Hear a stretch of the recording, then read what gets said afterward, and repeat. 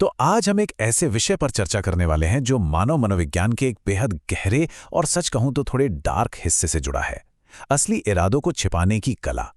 इतिहास की उन चतुर रणनीतियों को समझना बेहद दिलचस्प है जिनका इस्तेमाल लोग सदियों से अपने असली मकसदों पर पर्दा डालने के लिए करते आए हैं। चालाकी और भटकाव हमेशा से ही एक रणनीतिकार के सबसे बड़े हथियार माने जाते रहे हैं। हम सभी बचपन से सुनते आए हैं कि ईमानदारी सबसे अच्छी नीति है ना? पर जरा रुकिए, क्या हर जगह एकदम सीधे सीधे सच बोल देना सच में हमारी सबसे बड़ी ताकत है? या फिर ये हमें सामने वाले के आगे एक खुली किताब बना देता है? आज इस पुरानी धारणा पर एक नए नजरिए से सोचने की सख्त जरूरत है। और यही बात इस कोड का मुख्य बिंदु है। देखिए, अगर हमारे इरादे बिल्कुल साफ होंगे तो कोई भी हमारे अगले कदम का अंदाजा आसानी से लगा लेगा। सारा रहस्य ही खत्म हो जाएगा। ये एक ऐसी मासूमियत है जो किसी भी रणनीति को पूरी तरह बर्बाद कर सकती है, क्योंकि तब हमारी हर चाल पहले ही पकड़ ली जाएगी। तो चलिए सीधे चलते हैं पहली बड़ी रणनीति की तरफ, डिकॉय और रेड हेरिंग। आसान शब्दों में कहें तो किसी का ध्यान भटकाने और उन्हें गलत रास्ते पर भेजने की कला। अब इस ऐतिहासिक उदाहरण को ही देखिए। साल था 1850। ओटो वॉन बिस्मार्क ने संसद में खड़े होकर एक ऐसा भाषण दिया जिसने सबको हैरान कर दिया।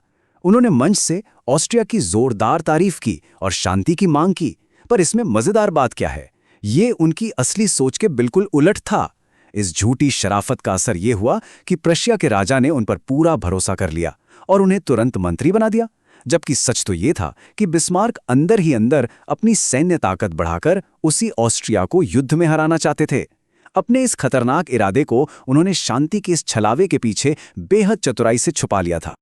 अब चलिए 17वीं सदी के फ्रांस में नेनॉन डे लेनक्लोस नाम की एक महिला ने एक नौजवान मार्क्विस को किसी का ध्यान पूरी तरह अपनी तरफ खींचने का एक गजब का स्टेप बाय स्टेप प्लान सिखाया। ये पूरा खेल ध्यान भटकाने और भ्रम पैदा करने पर टिका था। पहला स्टेप, एक आम दोस्त बनकर विश्वास जीतो। फिर दूसरी महिलाओं के जरिए जलन यानी ईर्ष्या पैदा करो। और फिर अचानक से बिना कुछ बताए गायब हो जाओ। ये सब इसलिए डिजाइन किया गया था ताकि सामने वाले के दिमाग में एक भावनात्मक उलझन पैदा हो। क्योंकि सच तो यह है कि इंसान अक्सर इस सस्पेंस और भटकने के खेल का भीतरी भीतर काफी मजा लेता है। पर पता है क्या हुआ? वो मार्क्वेज इस बेहतरीन प्लान में बुरी तरह फेल हो गया। क्यों? अपनी ही जल्दबाजी की वजह से। भावनाओं में बहकर उसने अपनी सच्चाई बयां कर दी और उसके मुंह से वो शब्द निकल गया, प्यार। बस वहीं सारा खेल खत्म। जैसे ही उसने अपने असली इरादे जाहिर किए, वो सावधानी से बुना गया भ्रम एक पल में टूट गया। इससे एक बहुत बड़ी बात साबित होती है। हम इंसान अक्सर एक नीरस और सीधी सच्चाई के बजाय रहस्य और छलावे के रोमांच को ज्यादा पसंद करते हैं। हमारी चर्चा का अगला अहम हिस्सा है स्मोक स्क्रीन्स की ताकत, यानी सच्चाई को ढकने का एक ऐसा पर्दा जो किसी को दिखाई ही नहीं देता। तो आखिर ये स्मोक स्क्रीन है क्या? ये असल में एक ऐसा दिखावा है, एक ऐसा नकाब है जो इतना बोरिंग और जाना पहचाना होता है कि किसी का उस पर ध्यान ही नहीं जाता। इस बेहद साधारण से दिखने वाले आवरण के पीछे रहकर एक चतुर रणनीतिकार सामने वाले की हर शंका को गहरी नींद सुला देता है। एक ऐसी झूठी सुरक्षा का एहसास करवाया जाता है कि जब तक सच्चाई समझ आए तब तक जाल पूरी तरह से बिछ चुका होता है। इतिहास का एक जबरदस्त उदाहरण देखते हैं। 1920 के दशक का इथियोपिया। हाइले सेलासी ने अपने एक बेहद ताकतवर और शक्की विरोधी बाल्चा को एक शानदार दावत पर आमंत्रित किया। सेलासी ने खुद को एकदम विनम्र मेजबान की तरह पेश किया, यहां तक कि बाल्चा के सम्मान में गीत भी गवाए। बाल्चा इस सम्मान और दावत के मजे में इतना मगन हो गया कि उसे भनक तक नहीं लगी कि ठीक उसी वक्त सेलासी की सेना चुपचाप बाल्चा के ही सैनिकों को सोने का लालच देकर उनके हथियार खरीद रही थी। और क्या आप अंदाजा लगा सकते हैं कि इस अचूक और शांत स्मोक स्क्रीन का नतीजा क्या निकला? पूरे 10,000 सैनिक, बाल्चा की 10,000 सैनिकों की विशाल सेना बिना एक भी गोली चलाए पूरी तरह से निष्क्रिय कर दी गई। सोचिए जरा, सिर्फ एक शानदार दावत और झूठी विनम्रता ने एक पूरी आर्मी को बेअसर कर दिया। है ना कमाल की बात? अब बढ़ते हैं तीसरे हिस्से की तरफ, परिचित आवरण, यानी रोजमर्रा की साधारण चीजों का फायदा उठाकर किसी को मनोवैज्ञानिक रूप से धोखा देना। इस मास्टर टाइमलाइन को देखिए। ये मशहूर ठग येलो किड वाइल्ड द्वारा रचा गया एक लंबा और उलझा हुआ धोखा है। पहले दिन उसने अपने शिकार सैम गीजल को एक बहुत ही साधारण सी लगने वाली पर फायदेमंद रियल एस्टेट डील का लालच दिया। अगले दिन उस डील के बीच एक कमजोर से दिखने वाले बॉक्सर की अचानक एंट्री होती है। तीसरे दिन एक बहुत बड़ी और पहले से फिक्स की गई शर्त लगवाई जाती है। गीजल बिजनेस डील के उस परिचित उत्साह में इतना डूब गया था कि बॉक्सिंग का असली घोटाला उसके ठीक सामने चल रहा था और उसे दिखाई नहीं। चौथे दिन उस बॉक्सर की झूठी मौत का ऐसा नाटक रचा गया कि बेचारे गीजल को अपना सारा पैसा वहीं छोड़कर भागना पड़ा। यहां वो रियल एस्टेट डील दरअसल ध्यान भटकाने का एक बहुत बड़ा जाल था।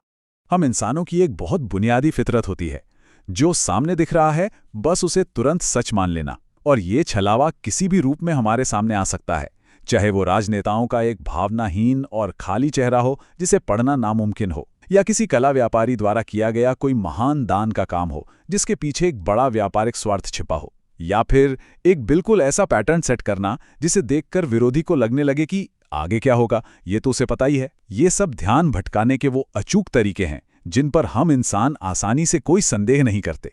हमारी आखिरी रणनीति और शायद सबसे पेचीदा विषय, छलावा कब उजागर करें, यानी क्या हो जब सबको आपकी चालाकी के बारे में पहले से ही पता चल जाए।